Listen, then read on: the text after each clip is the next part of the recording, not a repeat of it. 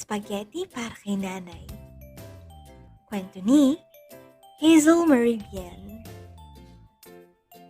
Guhit ni Abigail Gabriel.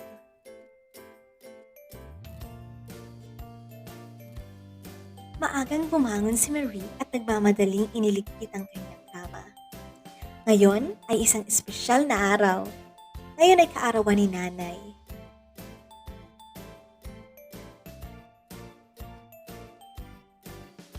Mahal na mahal ni Marie si nanay. Sila ay malapit na malapit sa isa't isa. Lubos na inaalagaan ni nanay si Marie. Ngunit ngayong araw, si Marie ang magluluto ng spaghetti para kay nanay. Hawak ang ginawa niyang birthday card. Mabilis siyang nagtungo sa silid kainan at iniwan ang card sa mesa. Pumunta siya sa katabing silid ng silid niya. Doon ay nakita niyang mahimbing na natutulog ang kanyang kuya Mateo. Kuya, gising! Dahan-dahan niyang tinapik ang balikat nito. Kuya Mateo! Bulong niya upang hindi magising si nanay.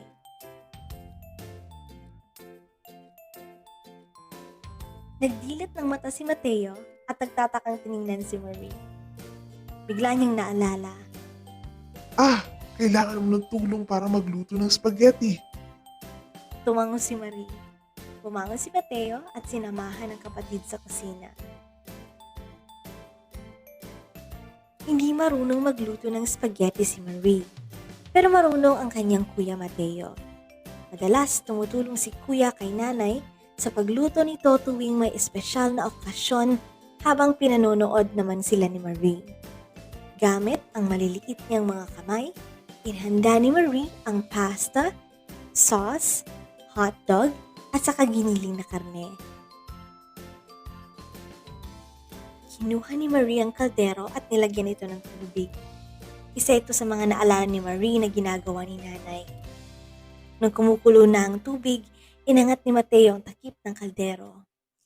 Iniutos niya kay Marie na maglagay ng kaunting asin at mantika sa kumukulong tubig. Kasunod ay inilagay naman ni Mateo ang pasta. Tandaan mo Maria, mainit ang kaldero. Huwag mo itong hawakan, bulong ni Mateo. Mga 10 minuto lang luto na itong pasta. Maingat na hiniwan ni Mateo ang sibuyas at bawang. Naalala niya ang sabi ng kanilang nanay na laging mag-ingat sa paggamit ng kutsilyo. Maya-maya ay inilagay naman ni Marie ang mga ito sa kawali kasama ng karne. Napakabango ng mga bawang at sibuyas, pero dinagdagan niya pa ito ng kaunting asin at paminta. Habang nagluluto ay naisip ni Marie na maswerte ang kanilang nilulutong pagkain dahil laging magkakasama ang mga sangkap nito. Napaisip siya kung bakit nga ba laging mag-isa si nanay. Pero naalala din niya ang tatay nila na nagtatrabaho sa ibang bansa bilang isang bumbero. Naalala rin niya ang mga kulitan nila ng tatay tuwing umuwi ito at nagbabakasyon sa Pilipinas. Pinatay na ni Mateo ang apoy habang hinahalo ni Marie ang pasta sa sauce. Maingat siya sa bawat galaw para hindi makagawa ng ingay na maaaring makasira sa kanilang munting sorpresa. Nang maihalo na ang pasta sa sauce, inilipat nila ito sa isang malaking lalagyan. Pinudburan nila ito ng keso sa ibabaw. Sa wakas, ay luto na ang spaghetti.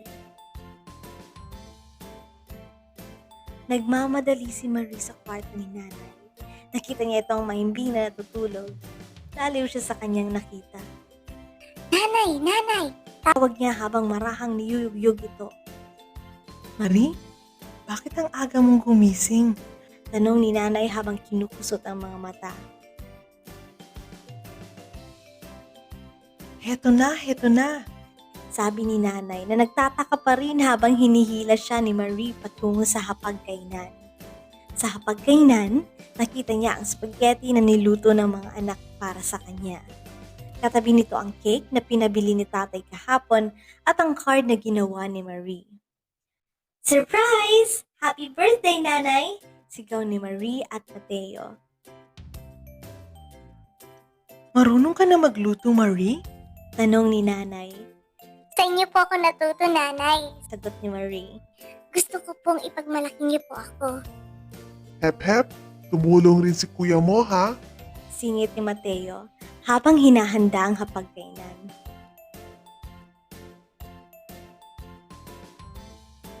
Maraming salamat mga anak.